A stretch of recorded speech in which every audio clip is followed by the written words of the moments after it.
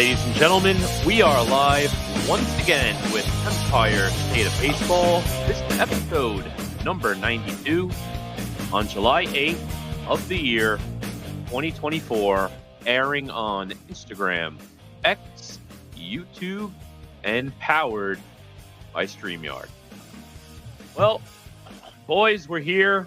4th of July is come and gone. We're basically nearing the halfway point of the season. I can't believe it's July already. I feel like I was just saying I can't believe it's June and Memorial Day's done. Well, now I can't believe it's July and 4th of July is done. So, Joe, I know 4th of July, one of your favorite, if not the favorite holiday for you of the year. How are you feeling on this Monday evening? I'm feeling good. I'm hoping this heat breaks because, man, it's been rough. But listen, 4th of July is my favorite. I love the food. I love the pageantry of it. I love the fireworks, unless you live in Staten Island, in which case you live basically in the Ukraine right now.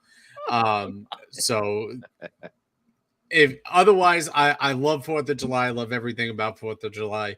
So for me, I had a good week. I had a good weekend. And it's already, I feel like Labor Day is around the corner, and that's just starting to get depressing. Yeah, when it comes to summer, at least, once you hit 4th of July, the rest of the summer, at least in my opinion, flies. Just flies. Good point, Sierra. Yes, the hat's usually backwards. But for today, we wore the special 4th of July Yankees hat from last year's set of patriotic caps. So I wore it forwards this time around for one night only. But this rest of the summer is going to just fly by. July 8th. We're already looking at All-Star Week for next week. We got some bits lined up that we'll touch on at some point during the week. We had some All-Star reveals for the American League and National League. A couple Yankees going. Pete Alonso represented the New York Mets side of the house, and then we'll see who also joins the squad after some injuries and or whatnot. We'll figure it out over the week. But Thomas, how you doing, man? I'm doing good. I've kind of not watched a ton of Yankees over the last week, which has frankly been good for me. I actually started, this is completely off topic, but whatever, it's our show. I started a Game of Thrones rewatch, and I'm having a great time. Nice. I have Arya top of my bowl list, tell you that much. We're in season 3 right now, and she's trending well. Wonder how it's going to end up for her. Rob high up on the Bulls list right now. Let's see if he survives. He doesn't. So I'm having a good time, kind of sideways watching the Yankees and more watching through Game of Thrones, having a fun time. I'll tell you what, I love Game of Thrones, man. Let me tell you, you got some character arcs. Like, think of the Jaime Lannister, the Hound. I mean, those were day one bear of bears, and their end of series bull of bulls. It's crazy some of the character arcs you can get in that show. That new show, House of the Dragon show, is awesome. If you haven't watched that, House of the Dragon is slapping. Last night's episode slapped hard.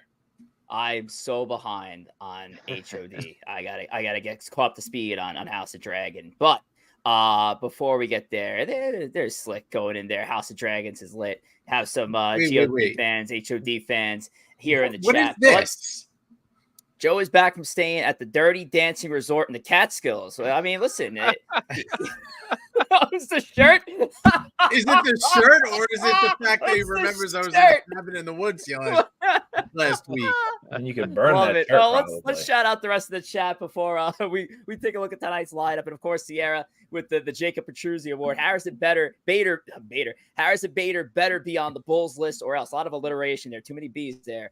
Jacob Petruzzi, anyone coming in? Like and subscribe to the channel. Thank you very much, Jacob. Appreciate you as always. Jonathan, what changes will be done with this team, as in the Yankees? We'll get into that later on tonight. Sunil, and you know what, Rich? It's all right here in front of us, quoting our manager, Aaron Boone there. The Strike Zone NFE, shout out to NFE. He goes live Tuesdays and Thursdays, 9:30 a.m. Make sure to give him a follow. Great job over there. Done by NFE. Big Slick. When is Jason getting called up, Rich? Well, maybe we'll talk about Jason Dominguez at some point. We got to think he's around the corner. Boogie, has to be my healthy. guy over at Boogie Nights. Sundays, 8 p.m. Eastern time over on X. Boogie does a great job hosting that show. Eric Wallace is in the chat. And we also have Ghost with Morning Brew Sports in the chat as well. We got 32 people already following in. So make sure, if you guys haven't already, send out that link, smash the like button and do the works when it comes to YouTube. But Corey, Favs, let me ask you, sir. We have 30 plus in the building, more to join. What kind of show is our audience expecting for tonight?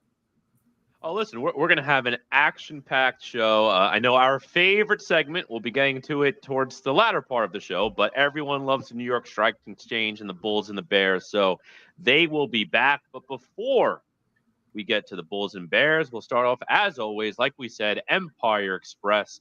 We have Creator Spotlight again this week. And our good friend Nithin, you've seen him in the chat plenty of times. We're always conversing with him on Instagram, on X, on all the socials. Our good friend Nithin will be the creator spotlight for this evening's show. And then again, a player to be named later. So doing a typical game segment. We'll see how the standings will look after tonight's game. But looking forward to the show today. Yes, sir. Yes, sir. Let's talk New York Mets to kick off the Empire Express as we pull up Pete Alonso holding up the big OMG. The New York Mets this past week, I mean, you guys got to correct me if I'm wrong here. I believe you guys went 500 even over the last week, essentially, and still well into this NL wildcard mix. And obviously, it's still early, but just looking at our field right here, the Mets going into today, we're 2 games back. I believe they dropped today's game against Pittsburgh, so obviously this standing chart and stat chart is a little bit out of date, but you get the general feel of what's going on. But Joe, thoughts on the New York Mets and their recent ball playing? Yeah, so I mean, coming off of an incredibly hot stretch, kind of, started to mid a little bit. We finally got Diaz back the other day off of suspension. I feel like that cost us 1 or 2 wins while he was suspended. And the weakness of the Mets is really at this moment the only thing holding them back, and that is the bullpen. There is not one person aside from Edwin Diaz, now that he's back, that I trust in that bullpen to get 3 outs. And that is the big issue right now. And I'm starting to have a couple of issues with Mendoza. I think Mendoza's done a good job this year. I'll preface that at the beginning. But Mendoza has been managing these games like a guy who trusts his bullpen, like a guy who trusts anybody but his closer out in that pen. Today, I know Christian Scott was on a pseudo pitch count, but he takes Christian Scott out with 2 outs in the inning at 77 pitches to bring in a rookie in his debut who promptly decides that he's not going to record a single out before he pulls in, brings Adrian Hauser in, and Adrian Hauser's first 2 pitches are laser beams that break open the game for the Pirates. So that's my big problem with the Mets right now, and the problem specifically with Mendoza is he is acting like there's trustworthy arms in the bullpen, and there are not. So I think that this Mets team is missing one thing. 2 things, really. They need front and starting pitcher, which may or may not be Senga when he comes back, but they're missing arms in that bullpen. And so for me, when I'm looking at the Mets going forward, whether I'm going to be buyers or sellers, because I know Corey's going to ask that question, I'm looking at what my biggest needs are, and my biggest needs are 2 or 3 trustworthy arms in the bullpen. And if I'm Stearns, I'm a buyer because those are much easier to find than frontline starting pitcher or a big time outfielder. I hate to interrupt your point here. It looks like I don't know if you're having some audio issues here. We're getting a lot of feedback here from your chat, so I don't know what's going on here. Don't hear it. Don't do that. Smacking the mic is bad. Yeah, and we don't see the second half of your body, so let's not do that for the sake of keeping our rating. So I don't know what's going on, but I guess, I still don't think that's going to help. But nope. I don't actually hear it. I don't know if Tom and Corey do. So. No, I mean, listen, Joe, you sound as terrible as you always sound, but the audio is not. Slick says you sound better, so I guess I'm better. I'm good now. Yeah, I guess you're good. You guys, you shook the microphone the right way. Stop touching the mic. I'm not touching the mic. I'm going to keep my hands up here. So when I'm assessing whether or not the Mets should buy or sell, we got to look at what they need. Right now, they need 2 back-end bullpen arms that they can trust, and they can cycle down guys like a Nunez who's starting to be trustworthy into more 7th, 6th inning roles. if that's the case, I think the Mets should be buyers because those are easier to acquire. They're not going to take a top 100 prospect to get a back-end bullpen arm that's not a closer. Whereas other pieces, if you're missing a second baseman, if you're missing a corner outfielder, if you're missing a frontline starting pitcher, you have to serve up a top 100 prospect.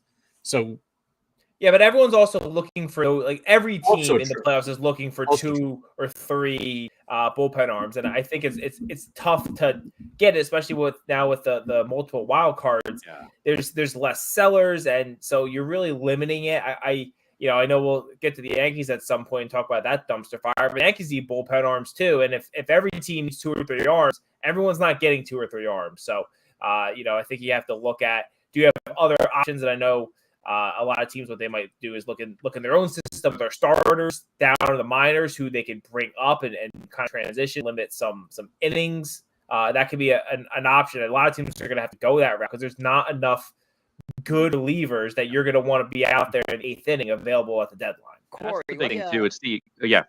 Yeah, I was gonna ask you too, because basically on our focus bit here for the Empire Express, as Joel Sherman pointed out in the New York Post, he said the Mets should be buyers. And actually wrote a pretty good article in the Post earlier today. Corey Favs, where do you sit? Buy, sell, or retool with the New York Mets? Me personally, I'm in the retool category because I think right now the Mets are in a position where right now they're a game under 500. They're just a couple of games back in that wild card, and you took a team that was absolutely ice cold, dead in the water in May. But then you had the complete opposite stretch where you were absolutely white, not even red hot. You were white hot in the month of June. And now they've been playing 500 ball since the start of July, which is, I think, right around where this Mets team will end up finishing if the season continues as is, around a 500 ball club. That's basically what they are right now. I think retooling is still the way to go. I think in the most short term being the next couple of weeks, not even at the deadline, but within the next 2 weeks, I could say, if the Mets are going to make any moves, I would want them to do moves similar to what they did in 2015. Before they made the Cespedes pickup, obviously, they made 2 bullpen moves. One was getting Tyler Clippard. They got him for absolutely nothing. And again, Tyler Clippard was a guy who had a lot of success in the big leagues, despite not having the best of seasons at that point in 2015. He came over to the Mets, did a really good job, took over the 8th inning role briefly, eventually shifting to the 7th inning because the Mets also went out and got Addison Reed. And I think Addison Reed was back at the time when they had the waiver deadline trade. I think it was like a beginning of August trade with the waiver trades. So that actually came like right after Cespedes. But those 2 moves completely shaped that Mets back into the pen because they had Familia, who had a phenomenal season that year. They didn't have too much else in that pen. So Addison Reed and Tyler Clippard instantly became your 7th and 8th inning guys, and they did a phenomenal job, got them for dirt cheap. Those are the type of moves I would like to see Stearns make in the short term to see if the Mets can go on some sort of rally, because clearly this Mets bullpen is by far and away their biggest Achilles heel, and they will not be a playoff team if the bullpen stays exactly how it is now. So maybe you can go out there and find a arm who's a veteran, who's had success in the past, maybe struggling this year. You bring them on board. Relievers are fickle. Sometimes a change of scenery is all you need to go hot. So that's what I would do in the short term.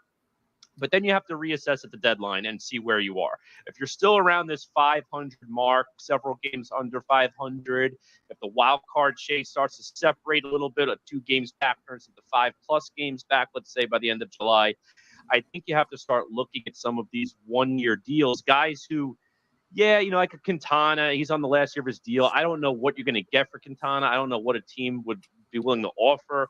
But a guy like that, I could see them shipping off. Some of the other guys too, JD Martinez, I'd hate to lose him. He's such a good bat in that lineup, but he would get a decent return. I think there's an opportunity where you could take these expiring contracts, ship them off, try to get some young pieces, even if these aren't top 10 of an organization prospect. Get some young pieces back. Maybe you get some young bullpen arms that you could turn into something. And then guess what? If you really love JD Martinez, if you go out and end up trading a Severino, I mean, that would be a bigger deal. But if you go out and trade those guys, you really like them, bring them back next year. See, the thing is, you can't replace a JD Martinez is irreplaceable. If you want to sell high on Severino because there's a shortage of starting pitcher in the market, and your argument is Kodai Senga is going to be Severino's replacement, you have that replacement in-house. JD Martinez, there is no replacement for that bat. That is a professional bat, the likes of which is not available for most part in your minor league system. You're not bringing a Brett Beatty. So the only move, in my opinion, with the retooling process is whether or not you are going to sell high on Severino, because teams are going to be so desperate for starting pitching. You might get a prospect you couldn't dream of beforehand. That's one thing. But right now, I'm looking at, I don't need dominant relief pitcher arms. I need competent relief pitcher arms. We don't have competent relief pitching arms right now. We have Adam Ottavino. We have guys that make my blood boil every time they step on the mound, and that's the difference. I'll take my chances with just an average reliever, because we're not even average right now. We have the closer. We have nothing average. Everything else is below average or stinks, and that's the difference. If we can get from stinks to average, I think the Mets will be fine. Yeah. No, I completely agree.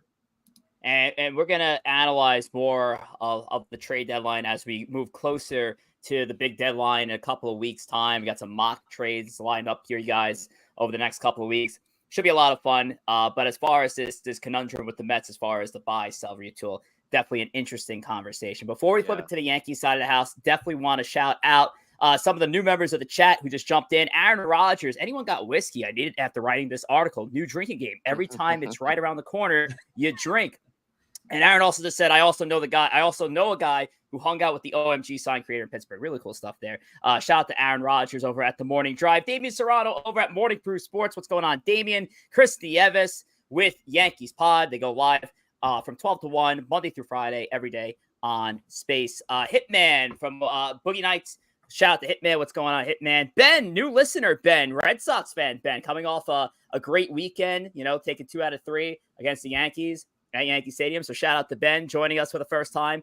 Donnie Clark, salute to you, Donnie. And our guy CK calling out some of our people of the chat. So shout out to CK also with Yankees Pod.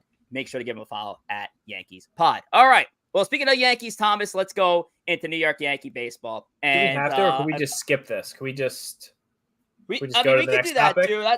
That's cool as well. So no, I mean, since the last time we did this, Yankees now 3 games out of first place. I believe as of right now, I don't think the Orioles are playing tonight. The Yankees and Orioles both off today. So Yanks are 3 out. Boston creeping up in the standings. Another 2 wins against the Yanks. I was at that awful Friday game where Clay Holmes gave up the 2-run homer to Yoshida. So that was fun. The stadium just died on the spot. You could hear a pin drop in that stadium. But I more want to just get into these recent woes, just more over what's happened in the last week. But there's George Costanza making an appearance in the top left corner. Yes, Corey Favs also was at the stadium, and both come away with some George Costanza bobbleheads that night. So there was some good. But I want to talk about the manager, and I feel like we never really put a lot of emphasis, at least on our show. I know everybody else is, but we don't really touch on the inner workings of the organization and Aaron Boone. But Tom, let me ask you straight up as our headline throws out. This 6-16 stretch that they've had in the last 22 games, this past month of playing, these bad mistakes we've seen on the field, whether they were mental errors or physical errors that are on the scorebook, is this the fault of Aaron Boone, the manager of the Yankees? No, it's not Aaron Boone's fault. It's not Aaron Boone's fault that Anthony Volpe didn't feel like running home or didn't fast to score that run or for DJ to try to beat out a double play ball or some of the other stuff. These are professional athletes who know what they're supposed to do. Now, if these things continue and they kind of keep going and there's not some accountability, then you could maybe see some blame him. But they even had the Mets series where he benched Glaber. He did end up benching Glaber for a couple games because of his mishaps, and that's what you get. Like firing Aaron Boone has been one of the Yankee Twitter's favorite topics over the last 3 years. Guys, listen, if they fire Aaron Boone, they're just gonna put another Aaron Boone in. Aaron Boone is someone who is kind of told a job to do and how to act. And yes, he defends his players to the media a lot. Maybe he could be harder on them there, but that's kind of how he is. If I saw a really good point over the weekend, like if you think Aaron Boone, whose father, brother, and grandfather all played Major League Baseball, is okay with Anthony Volpe not scoring on that play. If you think a lifelong baseball guy is okay with that, then you need to see a doctor, because he's absolutely not okay with that. His hands are tied, and if they got rid of him, they would just bring someone else in who's going to kind of follow that the playbook that the front office has, and that's we've gone down this road a million times. Nothing changes until the front office changes, and that's not going to change. Aaron Boone's not the problem. I still like Aaron Boone. I think he does what he does as good of a job. He's not perfect, but he does a good job. And it's not his fault. Like the Yankees need to hit. That's the Yankees' problem. They got shut out yesterday. The game that you were at, Rich, they only scored 2. They lost 4-2, right? They were up 2-0. They lost 5-3. 5-3. So yeah, it's 2 runs. Yeah, but they that scoring 3 runs, not scoring that doesn't cut it. They haven't been scoring. The pitching's actually been a little bit better as of late. But if these guys aren't going to hit, there's not a lot. It's not a lot Aaron Boone could do. Would you want him to go pinch hit? You want him to say, hey DJ, sit down. I'm gonna go hit here. That's what are you gonna do? Yeah, I think ultimately too. I mean, look, from my side, being on the outside looking in, you can only do so much as a manager. I do think there is some arguments to be made about changes potentially sparking a rally. We saw it with the Phillies a couple of years ago when they fired Girardi, and all of a sudden they went from I think 7 or 8 games under 500 at the time to ended up making the World Series. So sometimes you can catch lightning in a bottle. But if anyone's going to get the blame in terms of non-players, what about Cashman? I mean, he went out and got Soto. Great, phenomenal. Soto's a phenomenal player, a top 10 player in the league, if not top 5. But it's Cashman's team that he built. It's basically the same team outside of Soto that you've been running out there that hasn't made it to a World Series in the recent years. So if anyone's going to get the blame of the non-player personnel, I would give it a little more towards Cashman over Boone. Because, again, ultimately the players do have to go out there and do their job. I don't think Boone is directly managing these games terribly. Ultimately, Clay Holmes, that's your closer. You have faith in your closer. The closer has to close a game. All right, you get to the final strike, you got to close the game. I'm sorry, it is what it is. That's on Clay Holmes. But if you want to go deeper than it and not blame the players, I would put it on Cashman over Boone, me personally. I would too, and I think what this team really needs, and I don't think Aaron Judge is doing a bad job as captain of the team. I think this team desperately needs some hard-nosed veterans who are also playing well, who have won before, who can come in and say the stuff with Volpe and DJ and everything. This is unacceptable. We can't that means a lot more coming from a player than coming from the manager. And correct. And Judge is a guy who's been a great player, might be the best player in baseball, but he hasn't he hasn't been able to win. He hasn't won before. Derek Jeter, another point I saw recently on Twitter. I don't want to steal from anyone, but people give a lot of credit to Jeter being captain of the Yankees, but Derek Jeter had Mariano and Pettit, and he had Cone, and he had Clemens, and he had all these guys who had won before around him, and that made it a lot easier for him. That's what Rizzo's supposed to be. Rizzo's hurt. He's hurt, and he's also, but you also have to be playing well. Rizzo was also playing bad. So is Aaron Boone the problem? No, he is not the problem. The problem is a top 5 problem. The Yankees have an old aging roster with a bunch of injury-prone players, and that's for the most part, that's pretty much the issue, right? And so, but is Aaron Boone part of the issue when we have multiple instances of players not hustling, losing focus? We had Trent Grisham and Anthony Volpe happen in 2 days in a row, basically. Yes, why isn't Volpe benched for that?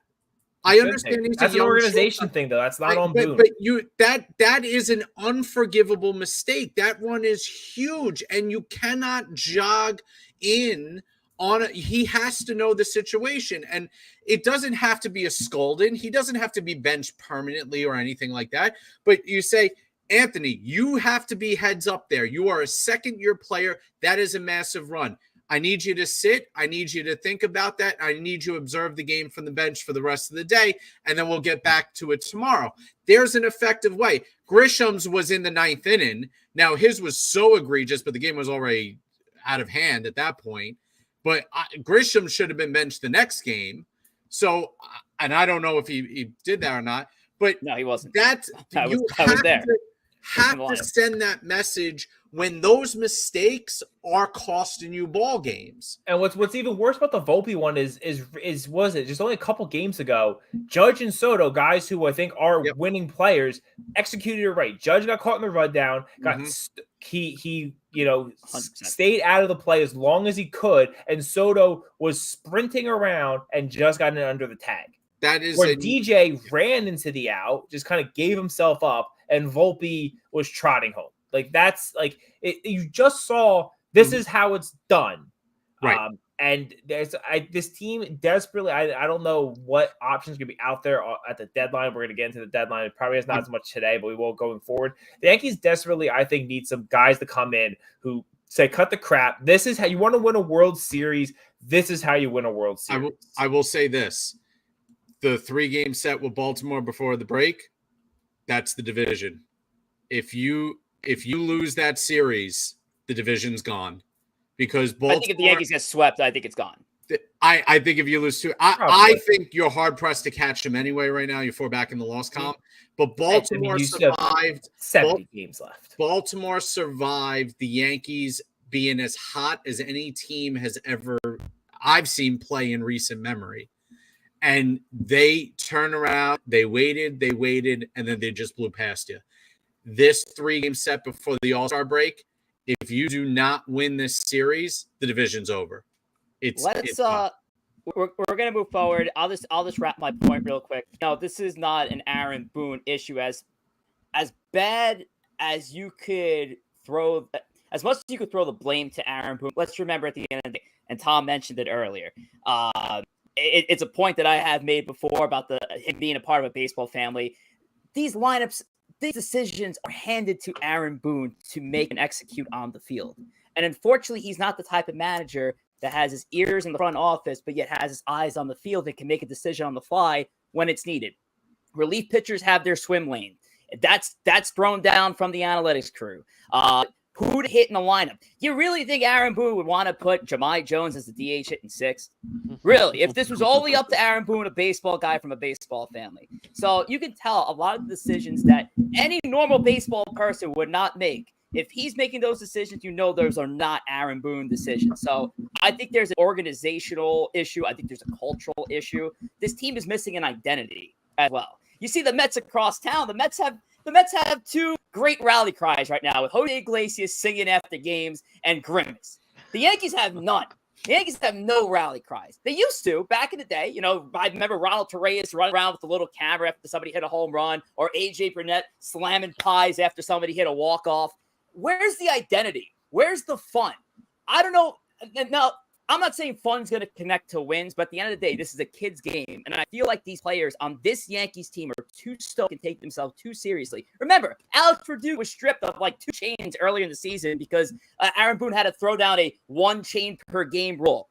The Yankees need to find that identity. They need to find that identity. Listen, if you think the Yankees are going to be an organization who wants to find fun things to do, I have some bad news for you, Richard. They are the least fun organization in all sports. Money and well, you had Kay complaining about the stare down on the 4th of July. Well, I mean, that's part of it. We couldn't even win a stare down on the 4th of July in our home stadium. It's funny. And then Kay's getting on him for cheapening the Yankee brand. Like, this is silly game. Like, come on, Mike.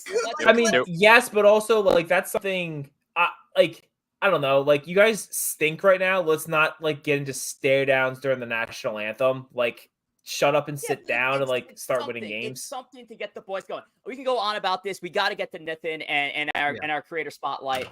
Before I get there, so I can set up Joe. Let's talk YouTube. What's the latest on YouTube? Yeah, we are live on Instagram and X, but YouTube is our preferred method that you watch and listen. Why? Because we can interact with you in the comments during our stream. It's great. It makes the experience better for everybody. So please, if you haven't, go over to YouTube, hit the subscribe button. It's free. I promise you that. There's no fee for it. And hit the like button to any of our videos. It really helps us out. We're trying to get to 500. I think we're at 360 right now. So if you could do that, if you could share with some family members and friends and have us help us get to 500, that would be fantastic. Yeah, and let's not forget, last week we had Jim Leyritz on as our At the Plate guest. We have a couple of videos cut that Joe did a great job cutting from that episode. Definitely go check it out, share it. That Leyritz interview was fantastic, and so I got to shout out Jim Leyritz. But most importantly, if it wasn't for this next person, we wouldn't even have a guest like Jim Leyritz on our show. So I need to introduce somebody really special to our show here. And his name is Nithin Ramachandra. He is the host of the NR Hour Sports Show. He is the founder of NR Media. So make sure to give him a follow at his handles on Instagram at the NR Hour _ and also the NR Hour _ over on X as well. And without further ado, let's introduce our special guest, our creator spotlight for tonight, Mr. Nithin Ramachandra. Nithin, what's going on, pal? Hey, thank you guys for having me. Joe, Tom, Corey, Rich, thank you guys. You guys are the best. And shout out to the chat here. You guys, it's an amazing chat. Especially shout out to Sierra. Man, she's an amazing woman and woman in sports. So shout out to her. And I'm glad that my team can help you out with that interview with Jim Leyritz. Jim is obviously a good friend of ours and great guy. And I'm glad that you got to interview him and my team was able to set it up. But thank you guys for having me on and looking forward to this. And you guys are like one of the best shows right now on YouTube and everywhere. So keep up the great work.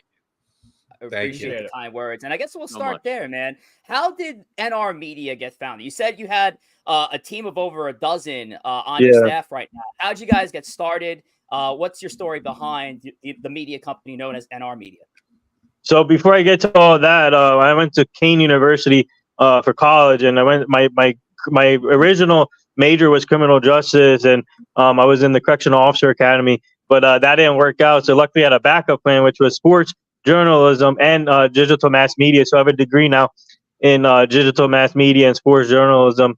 And when COVID when COVID hit, when all the sports got shut down and everybody went home, like the players and coaches, I told myself. So I've always been a big sports advocate since I was born. So I told myself, let me start something unique here, where my friends will get bored of not seeing sports, or whoever's a big sports fan. They during COVID, it was a tough time for everyone not watching sports. So I came up with the idea where let's come up with a sports show, and why not my name NR? So Nithin Ramachandra. So I already put that name to confirm that name. So I came up with the NR Hour, and that's how I started the show.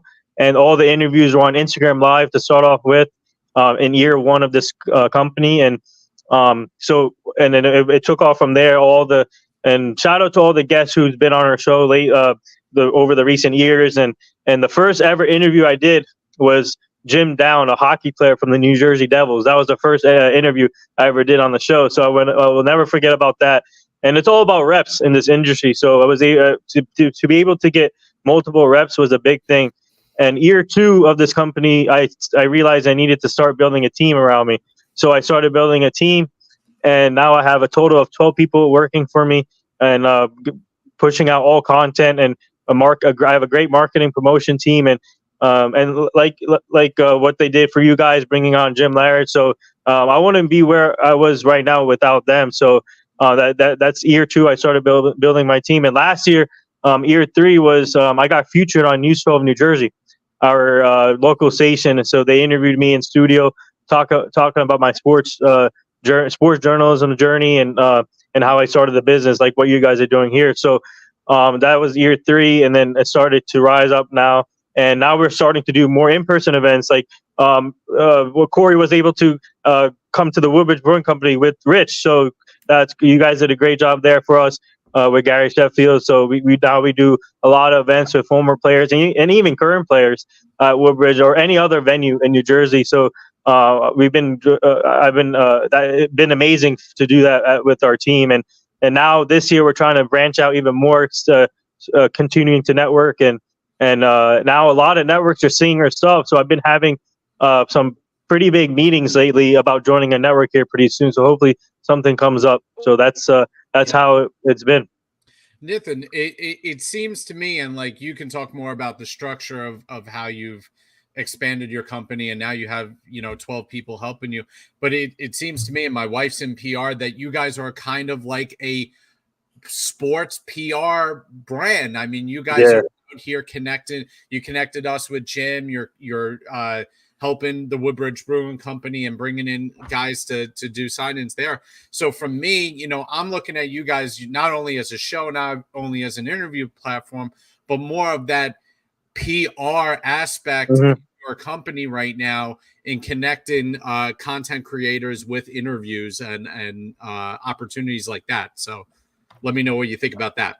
Hey, 100%, Joe. You're right on, and it's all about the fan base, obviously, and having them being able to connect with their favorite players growing up or whatever players they watch. So it's been amazing to see all the fans coming to the Woodbridge Brewing Company, or not only Woodbridge but other venues, to meet their favorite players, and we're glad that we're all connected here.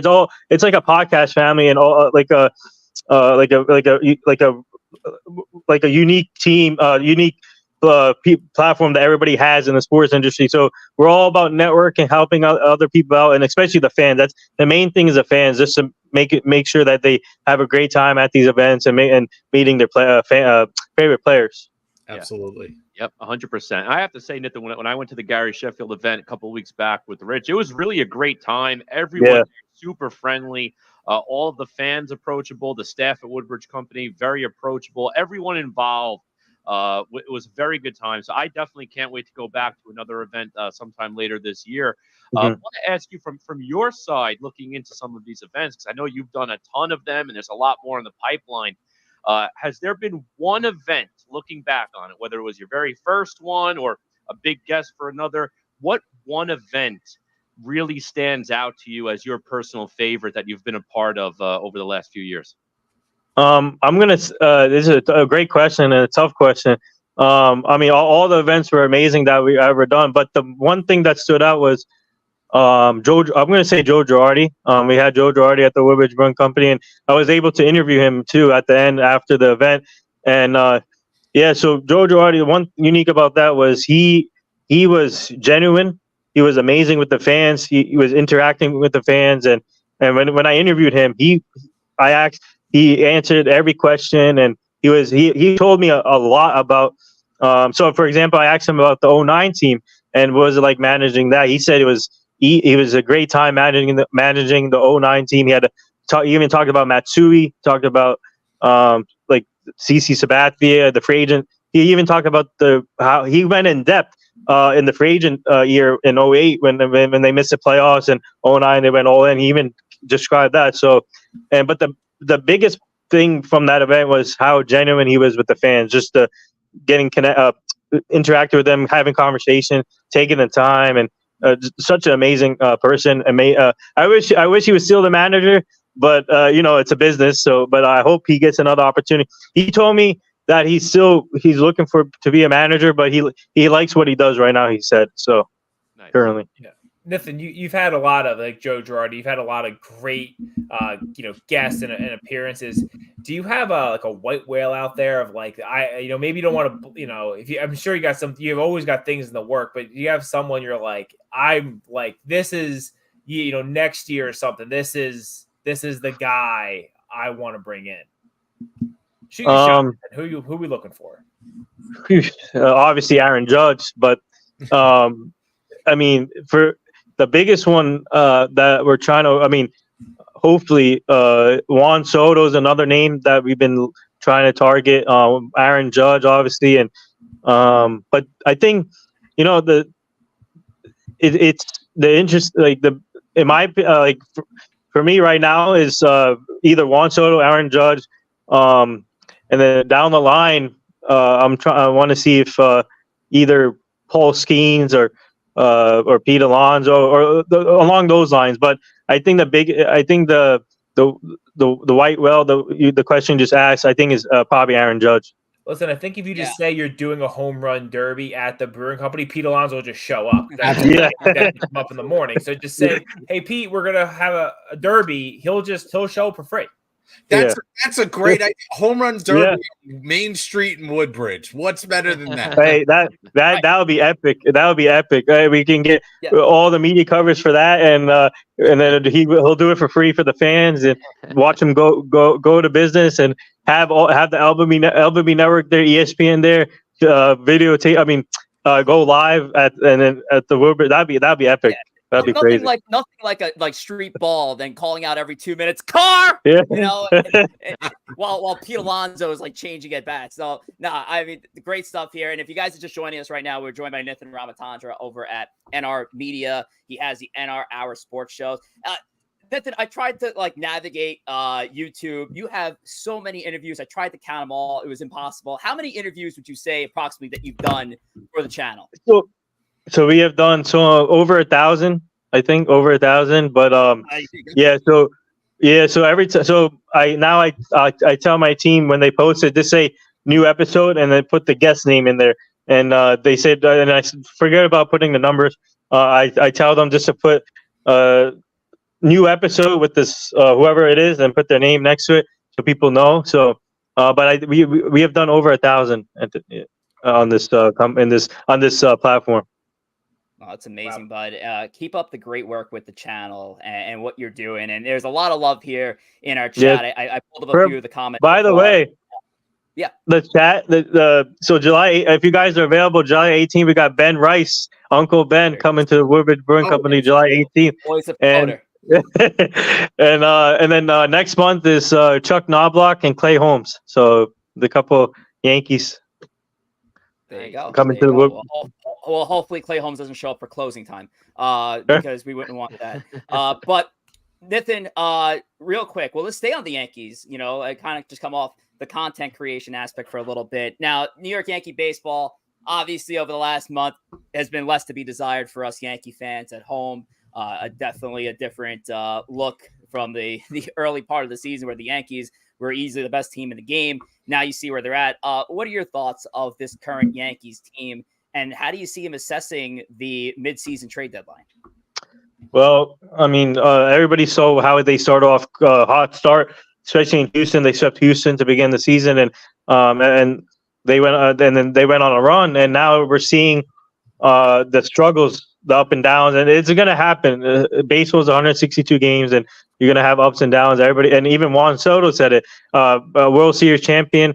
He's been through it, obviously, with the Washington Nationals and the Padres. So he knows where it's coming from. And so it's just a matter of getting the reinforcement back, and some of the players are coming back soon. So once you get the like John Birdie or Jason Dominguez and Scott Efros, when they come back, now you can put the pieces together. But Cashman still needs to go out there and make trades.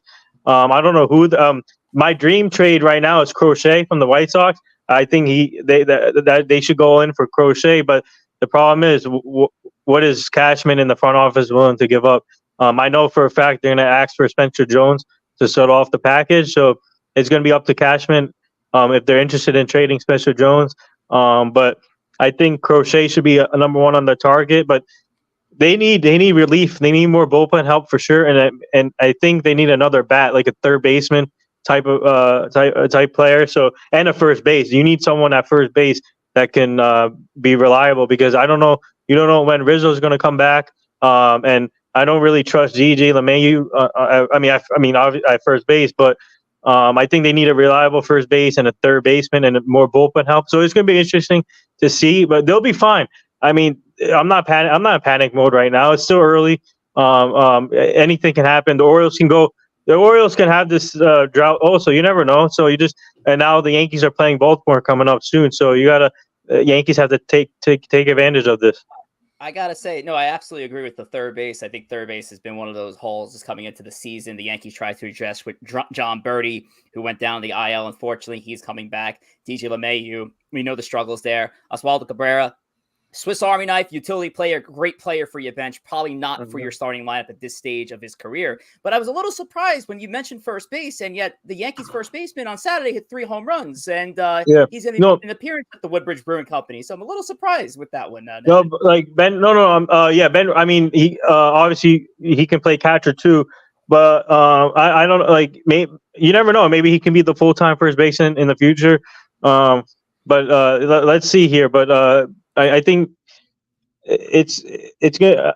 In my opinion, it's going to be interesting to see what Brian Cashman does. But I don't mind having Ben Rice at first base for the future. Obviously, I want to see him get more catching time. I want to see how he does at the catching position. So I want to see that go up more as a catcher. But I don't mind him being the first baseman, and he's shown he can be a reliable first baseman. Obviously, he's hitting the ball well. The Rice is cooking. Obviously, 4 home runs now this season. So let's see what happens. But I don't mind him being the full-time first baseman in the future. Yes, sir. Well, Nithin Ramachandra, we're gonna start to wrap up with you. I like to end the creator spotlight with a bit of advice, because I'm sure there's somebody in our comments who's listening in right now, wants to get into this field, don't know where to really start, don't know what their identity is on a platform like a YouTube or even just a podcast. But what is your words of wisdom to somebody who's just starting out? So that's a great question, and I've gotten so much advice throughout my career, and I have. First of all, find as much mentors.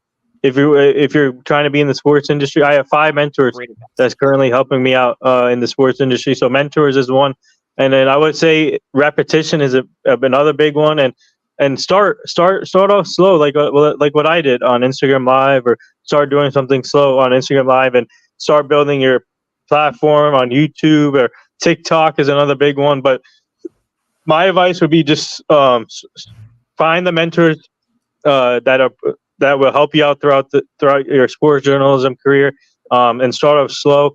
Then once you find that niche and repetition, that's when you can start spreading out into using like platform like this, StreamYard or YouTube, and Spotify, iHeartRadio, and it's all about networking, repetition, and finding the right people and connecting with the right people, and that's what we're doing right now as a team, and connecting with it. And I'm glad that we are connected. You, Rich, Corey, Joe, Tom, and the rest of the Yankees content creators. And first of all, by the way, shout out to Frank Luna for setting up the Ben Rice event for July 18th. So he's the one who set it up also.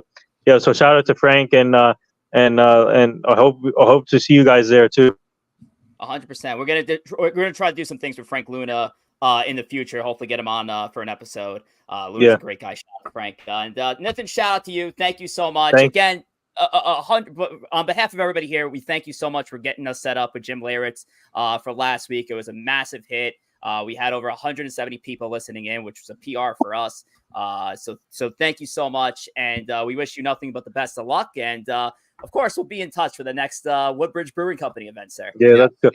Thank you. And also, I don't want to say anything, but we're trying to book an event with Ron Guidry somewhere, so I'll keep you guys posted. Nice. Awesome. That'd be cool. Awesome. Yeah. We'll stay tuned. Thank you, Nithin. Have a great one, bud. Thank you. Thank you. Thank you guys for having me. Thank you. Of course. Take care, man.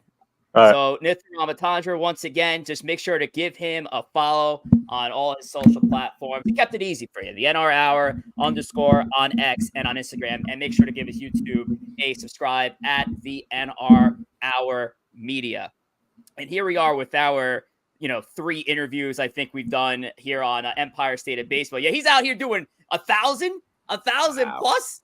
Holy That's impressive. crap. Unreal. Very impressive.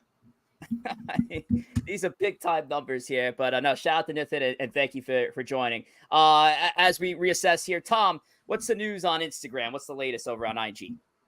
Instagram, we want you to definitely follow us there as well. I know we have so many social media accounts we talk about, but Instagram is a big one for us as our biggest following numbers, 4,600 plus at the Empire State of Baseball account.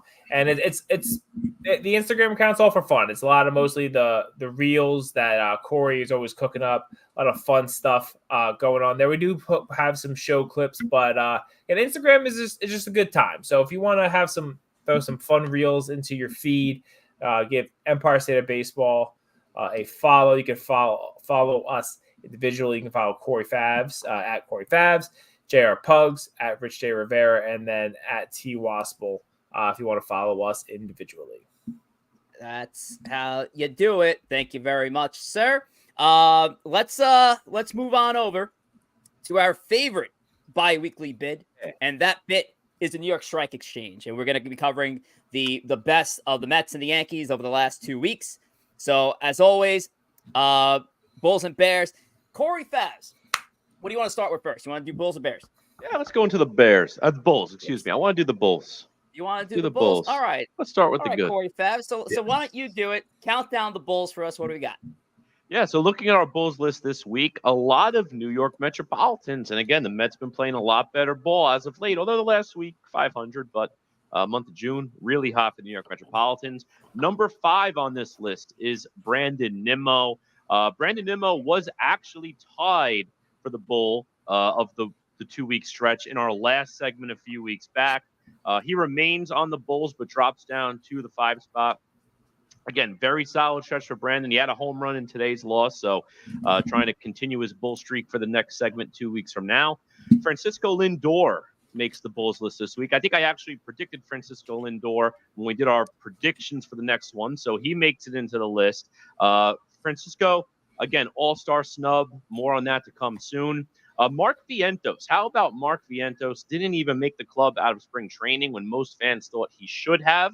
Especially when they needed a DH to start the season, while JD Martinez was a bit slow to get going with the injury and whatnot, the slow ramp up here in spring training. So Mark Vientos really playing some good baseball, especially on the defensive side too, because we knew he had potential with the bat, had some pop, but he was supposed to be a big liability. In his brief time last year playing third base was a liability. He's looked significantly better at third base. So shout out to Mark.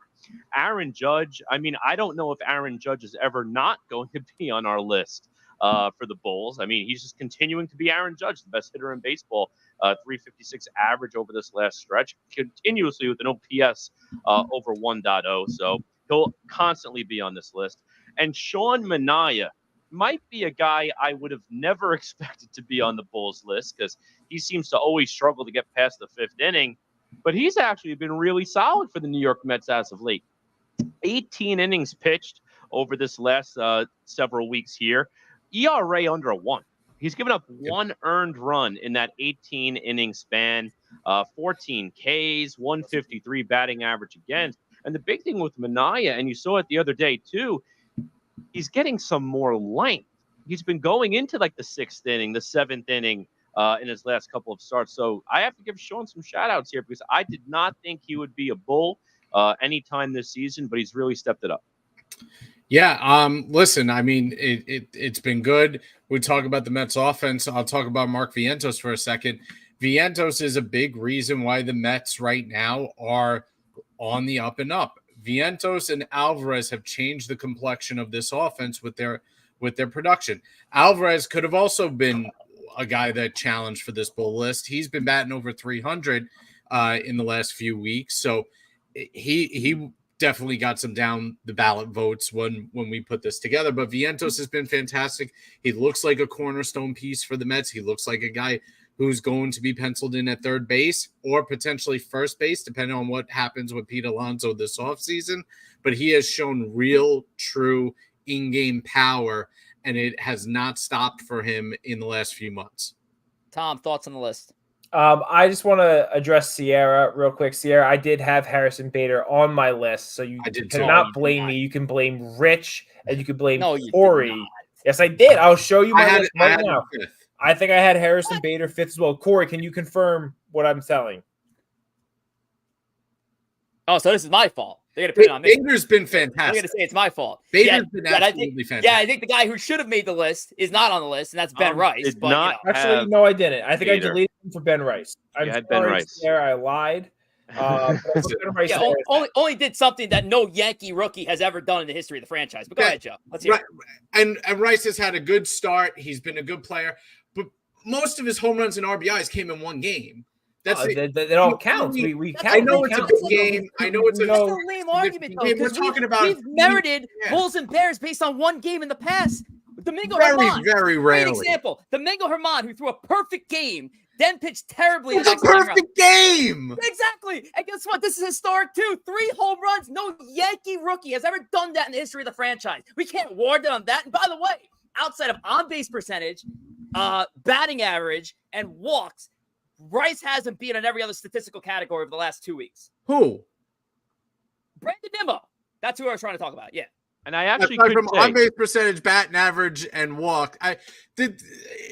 Nimmo's been producing consistently for 2 weeks. If you take that one game out of Ben Rice produced more on Saturday than Nimmo's produced in. That's not true. Nimmo should be an all-star. Come on. I will say on Bulls between Bears Nimmo list is, Joe. and Ben Rice, because those two were neck and neck for the 5th spot. I'm looking at the official scorecard for Bulls and Bears. So a little background for those of you who aren't aware, we each make our own individual lists. We average everything together, and that comes with our top 5 Bull and top 5 Bear. The percentage difference, I mean, you're talking a fraction, like 0.1 was like the difference between Ben Rice and Brandon Nimmo. It was like 0.125, something really small. Ben Rice actually had a vote from 3 of the 4 of us on this show. Brandon Nimmo only had a vote. How did he not make the list? He was 5th on everyone's list because he was at the bottom of everyone's list. Wow. Nimmo did have a 2. He had a 4. I didn't even have Nimmo on my list. He made the cut. He just made the cut. I mean, you're talking. That's why it was so close. A fraction. Who was the Met that had the Rice on the list? Was it I Joe? had Rice on the list. Of course. No, I didn't have Rice on the list. I had Bader. I had the top 4 exactly the same. I had Bader at 5. Yeah, but Baron Nimmo did have a 2 vote, and that's really the difference that put him up top there. The number 2 number really helped with the averages. 2? Who put him 2, Joe? I told you I didn't have him on. I don't believe you. It was Tom. It was you who had It was Tom. I don't believe that. It was Tom. Yeah. I Son of a did. You know what? I love it. No Rice. I'll be honest. For the next 2 weeks. I'll be honest. I kind of rarely rank my guys. I kind of just send them to Corey, and I should start ranking them. I kind of just say, "Here's my 5 guys." What have you been doing for the last 2 years since we've been doing it? You don't rank those? What are we doing? What are we I send doing? my guys. Bull's the bull, All right. man. Tom fired. That's official. Thankfully, I will take my Monday nights back. Oh I can watch my more Game of Thrones. God. I need to know where Arya's going. We're still in Westeros. We gotta get to Bravos eventually. He just sends him. He just said, "What, you would send him in alphabetical order?" The last year and a No, half. I just say I send my guys. I just take them out. I can't. I don't even know what to say to that. I'm shocked. Listen, So Corey, you just been We're taking down going lists. with So the weighted Tom sends you a blended 5, you just take average it from the where top the down. guy is There's ranked. no numbers. And Tom's out here putting names out like he's calling a preschool roster. well, I mean, sometimes that's an effective way of doing things. Uncle the Tats. Shout out to Uncle Tats. My favorite uncle. I Oh can't. my god. All right. Well, I got a whole other thing. So forget about the Ben Rice thing. But Tom, why don't you do the favor of shouting out our bear list? Sure, let's do it. And We should really put the Tom on opposite. this list for messing up these rankings. Joe, we should put you on that list for wearing that ugly shirt. Okay, let's do that. What's wrong with the shirt? Burn it.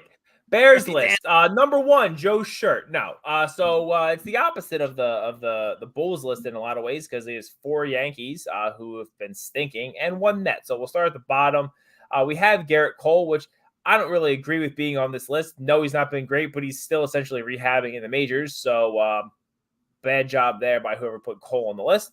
Number 4, we have Jake Diekman. Blew a save. Generally bad stuff coming on from Diekman and the Mets bullpen in general. I'm sure there was a few Mets relievers who would have been eligible for this list. Number 3, we do have the Yankees closer. I imagine Rich put him number 1 just because of the pain that was inflicted to him on Friday night. Well, you know, he'd have been justified if he wanted to. Clay Holmes has been downright terrible for about a month. So I don't remember if he was. Yep, he was number 1 on the Bears list last week. And so good job, Clay. You've improved to number 3 on the Bears list. Number 2, we have Carlos Rodon. Started hot, and now he's not. 0-2, 10 innings, almost a 10 ERA, 300 batting average against. Not going to get it done, Carlos. We need better out of you. We need you to kind of revert back to some of what you were, some of your early season offerings there. And then number 1, we talked about him a lot earlier in the show, is Anthony Volpe. He's not hitting. He's not running the bases particularly well. He's still fielding really well. He's still someone who could very well be another Gold Glove shortstop. Winning it back-to-back years, but boy, is his offense lacking mightily. They had mentioned last night on Sunday Night Baseball, the Yankees, I think, have now gone 20 games without a stolen base, and Anthony Volpe is really our best chance to steal bases.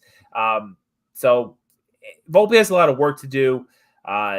You wonder how much longer is the leash going to be for him, although the Yankees don't really have a lot of other options. If he doesn't improve, he might be there again next time. And let's not forget, in the time frame that of this interval, Anthony Volpe was dropped from the leadoff spot to the middle of the order, and it was a spot that I had thought the Yankees had put him up way too soon because it was unnecessary to begin with, and you took the stolen base element out of his game when Juan Soto and Aaron Judge are following him in the order. That showed itself because when he got on base, they held him, especially when there were less than 2 outs on the board. They did not want Volpe to make it out on the base paths when Soto's following him right in the order. So having him in the 5th or 6th spot made sense regardless of how good his bat was. And he did have a great stretch in the leadoff spot for a bit.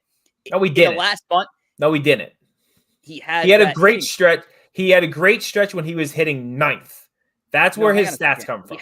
He did have a 20 some odd game hitting streak in the leadoff spot at some point, but that was it. That was his only good stretch in the leadoff spot since being put in that spot. I did not agree with him being there. Entire time as leadoff hitter. All right, so I'm right. He's been bad. All right, he had a 20 game hitting streak, but if you look at his stats over those 20 games, they weren't good. When you have a 20 game hitting streak, I don't see that as possible, but I'll check back for you, Tom. Joe, Joe, what's your thoughts on the Bear list overall? Yeah, I mean, the theme of it is the Yankee pitching is a problem, and the 2 big guns. Listen, regardless of Cole, we know Cole's going to get it together. We know Cole's coming off the injured list. At the end of the day, he's still got a 7.5 ERA. You're going to be on this list with a 7.5 ERA. And Carlos Rodon's a problem. This is a big problem from the Yankees. Cole's going to get it together, but Rodon is mid-season, and he is getting not only torched, he's getting torched by teams that he needs to perform against. We talked about this on the space last week, Rich. He has given up over 30, I think it's up to 35 with his last start, 35 earned runs against AL East opponents and the Atlanta Braves. Nobody gives a rat's ass if you shut out the Oakland A's or the Detroit Tigers. They give a crap if you're giving up 11, 12 runs against the Blue Jays in 2 starts. That's what they care about. And Carlos Rodon is not answering the bell right now. And I had him number 1 because those starts have been atrocious. He's taken the Yankees out of games before they've even begun. So for me, Rodon's got to be number 1. He's getting paid like he's an ace. He's not performing like it. And he is going to be the Boo Birds are going to come for him because you got 3 or 4 more years of this nonsense from him mixed in with the fact that you had last year with him. The Yankee fan is going to want blood every time he steps on the mound and lays an egg. And I don't know if he's scheduled to pitch against Baltimore, but you lay another egg against Baltimore before the All-Star break, that you will not hear the end of it for the rest of the season from him. And I will have to say, the one Met on that list, Jake Diekman, I mean, he had my number 1 vote on the Bears. Because, listen, we talked about it earlier. The Mets bullpen is a circus. Well, Jake Diekman right now is the ringleader. And Adam Ottavino was the ringleader early part of May, but ever since then, Diekman has been atrocious. I mean, you can't trust a guy to get an out.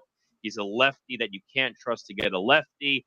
I honestly think Jake Diekman is going to be a DFA candidate pretty soon. I don't know what they're waiting for right now because there's also a vesting option based on innings pitched, I think, or something like that, or games appeared. I forget the details. But there's a vesting option for next year based on the amount of time Diekman goes out on that mound. I do not want anything to do that vesting option. I want him out of here. DFA. The only reason he's here is he's the only lefty in the pen with Raley hurt. That's the only reason he's left. Yeah. And honestly, right now, Joe, like me and you, we could do a better job out there. At least we'll catch them off speed with our 60 mile per hour fastball. So throw them off. That was DJ not there. He must have just missed the list. I think I had him as he's been a little bit better the last few days. I think he kind of got out. His offense has been a little. Yeah, it's been his numbers. Yeah, his numbers, while not good, I didn't vote for DJ. Actually, no, DJ LeMay, who I did vote for. I thought we were talking about DJ Stewart. Stewart hasn't had a hit. Yeah. I voted for Stewart. Oh, yeah. So the only reason I didn't vote for DJ Stewart was because he doesn't play as much anymore, but the numbers have been terrible. He's only played like 5 games. Yeah, but LeMay did have DJ Stewart only plays 5 games, and he's eligible for your Bears list, but Ben Rice plays more than 5 games, not eligible for the Bulls list. Just wanted to throw that out there. You had other better options. Yeah. I will also you didn't even rank them, Tom. You just threw them out there. Who says I did? Right. It's Fight Club. It's Fight Club here at Empire State Base. Says I didn't. Let's get to the game. Let's get to the game and wins too. Yeah, we gotta get to the game. But before we do that, because transitions, let's talk about X here and Corey Favs. What's the latest on the artist formerly known as Twitter? Yeah, now go ahead, join our 3,100 plus followers and growing at ESB Podcast on X. If you're listening there right now, thank you. You can come over to YouTube as well if you'd like, but you can also follow our subsidiary accounts. The Mets one at ESB NYM, the Yankees at ESB NYY, and all of us individually, myself at G Gory, Joe at JR Pugs, Rich at Rich Rivera, and Tom at T Wospil. And make sure to check out X after the show, because when we finish up here, we'll be on Extra Innings with Sierra leading the charge. I'll be there.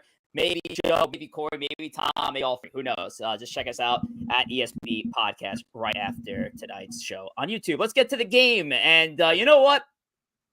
I'm going to kick this thing off with our game. And our game tonight is a player to be named later. So I'm going to give out a trio of hints on this Yankee former or active Yankees player. Private chat, guys. Private chat. Yes, let's really the gall of you to call someone out for possibly cheating though is amazing. Unbelievable. But continue. All right, let's start the clock. Let's get the thing going. And here we go. This player was a part of the bullpen for 4 seasons with the New York Yankees. This player was never an all-star, but won a World Series championship. This player is one of 3 players in the history of New York Yankees to wear number 99.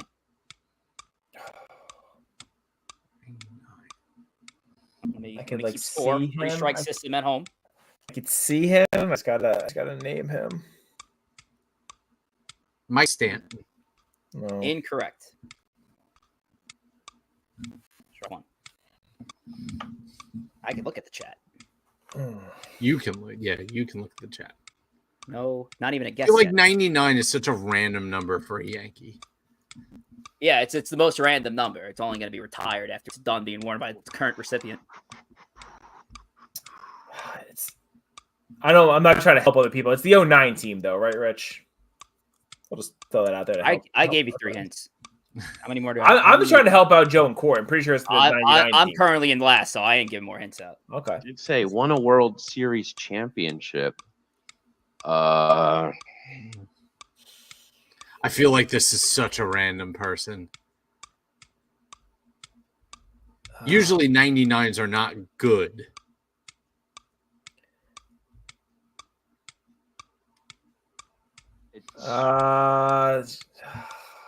Edward Ramirez. I don't think. Incorrect. Good guess, though. I'm trying to think of guys from that team. or Yeah. who were on that roster. Wasn't Jabba Chamberlain. It's not Java Chamberlain. He wore 62. And it's not Phil Hughes, I assume. And it's not Phil Hughes. All right. So Joe's got Sergio 2K, Mitre. not Sergio Mitre. That's scumbag. Tom with 2Ks, Joe with 2Ks, Corey 1K. Oh, man. God, it's someone from. I mean, I could be wrong, but I'm like so like confident someone from that team, but like someone not good. I will say for those at home, don't let the silhouette fool you. It either could be a righty or lefty pitcher. That doesn't matter. And that wasn't an extra hint. It's the same picture all the time, right? I'm tossed. I got no always idea. righty up. I'm out. All right, Joe's paid out. It's not Adam Ottavino. Nope. Alfredo Aceves. Nope, it's not Aceves. Tom, you K'd out. Good guess. Corey, I think you have one left. Last get David Robertson. It is not David Robinson. He wore number 30. The correct guess, or correct answer rather, is actually in our chat. And shout out to our teammate Sierra. It's Brian Bruni. Brian Bruni is our correct answer. Bruni played a significant role. I would have never got Brian Bruni. Good guess. 2019. I named a bunch of other just randoms in that bullpen. I knew it was from that team. But yes, not who I was thinking of. Shout out to Swift. But yes, Brian Bruni. I'll take the damn point. All right, I needed that one. So we'll flip it to the Mets side of the house, and Joe has got the next one. So Joe, take it away. Yes. This player was drafted by the New York Yankees in 1990. This player would play in his last season with the New York Mets in 2004. This player would not play in the 2000 World Series against his future team, despite being a member of the New York Yankees at the time. This player would play in his last season with the Mets. So, all right, so he retired with the Mets. 2004. I don't know if he technically retired as a Met. It was the last professional team. Last professional season. He didn't play in the World Series. Member of the 2000 Hot Yankees. Seal. No. That's an interesting one. The last bullet point is the interesting. He was on the Mets in 2000 World Series, I believe. I think he was. Pretty sure he was. I'm just trying to think of Met. No, because he played in 2005 with the Mets. I'll just say Gerald Williams, but I think that he played 05 with the Mets. That was gonna be my next guess. Thanks for that, Corey. Tanyan Sturtz. No.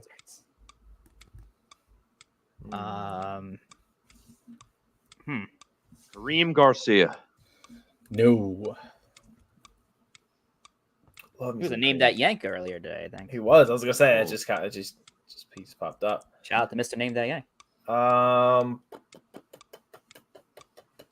Why am I drawing a blank so much on this now? He didn't have a particularly long career. Ricky Leday. No.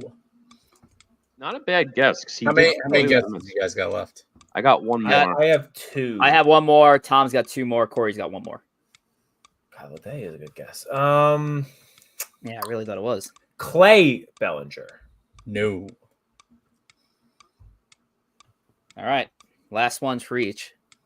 But the Yankees drafted him. Yes, By 1990. the Yankees and was with the organization for a decade. Shane Spencer. It is Shane Spencer. Let's go. Oh, Pick Shane two. There you We'll go. pick two, baby. You know what? I feel like the first time ever. Because I was thinking like, but he was the rookie and he was so good, Sierra but had he was Chad. old. He was an old rookie at the time. He wasn't. Shane Spencer was like, yeah. He is more known to be a Yankee. I thought the nugget about the 2000 World Series was interesting because he was on the Yankee roster. Obviously, I don't know. I didn't look into whether he was hurt or what the deal was, but he did not play against the Mets. But he did play a prominent role against the Diamondbacks the next year. Yeah, right. Yeah, right. We're on a fair contest here. So, Shout out to Joey Bag of Donuts, Ben, Kevin Cruz, Uncle Tad's over at Pinstripes Chronicle. There's final shout outs around the room. Swift, thanks for joining in late. Dane Huber over at NYYU. But let's call this damn thing a show. We're going to see you guys here next week. However, because it's a home run derby at 8 p.m., we decided not to go live at 8 o'clock. Instead, we're going to push it forward, push it up an hour. We're going to be live at 7 o'clock p.m. Eastern time next week prior to the home run derby. So we don't want to interfere with anybody's watch of the derby right now. We obviously got Pete Alonso representing the Mets side of the house. I don't think there's any Yankees going to be going, although I think they have 3 spots remaining.